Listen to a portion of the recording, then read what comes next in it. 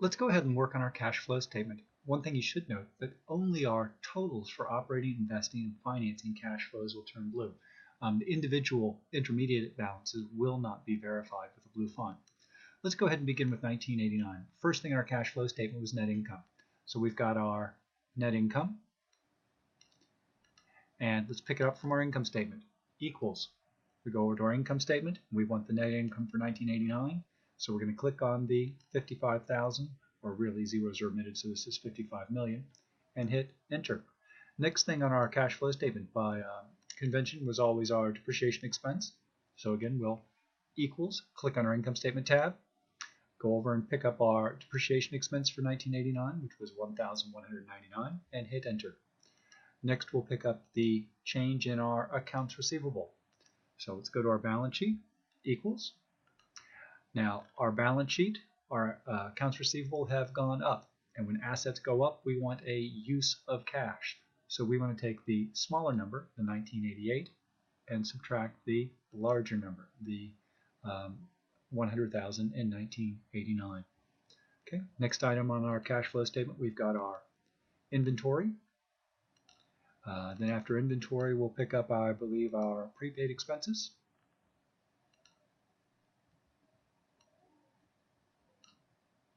So let's go ahead and pick those up. Equals, balance sheet tab. Inventory has gone from 66 to 139. It's gone up. So we again want a negative number. So we'll take our smaller number and subtract the larger number.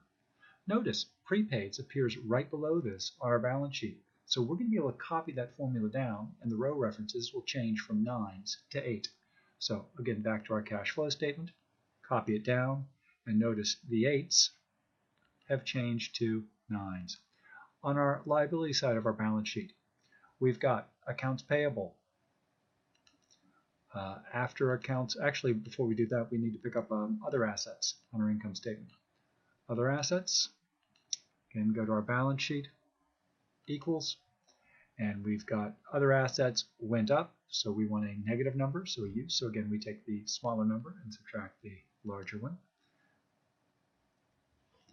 And then on our balance sheet, we've got accounts payable, we've got accrued compensation, and accrued expenses. Now let's go ahead and pick those up off our balance sheet.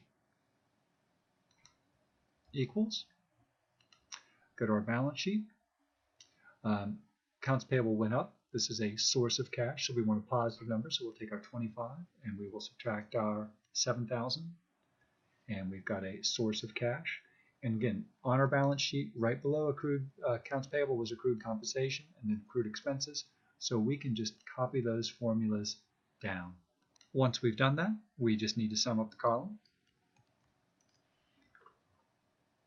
Make sure you don't pick up the year at the top. Enter.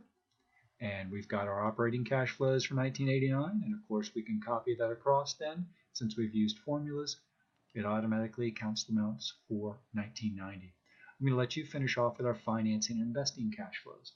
Remember, we want to pick up for our reconciliation our beginning cash for 1989. Our beginning cash in 1989 was our ending cash balance for 1988, or 4,205. Our ending cash balance for 1989 would have been the 353. Our beginning cash balance then for 1990 would have been our ending for 1989. And again, once you've put your formulas in here, copy it across, and hopefully all your fonts will turn blue.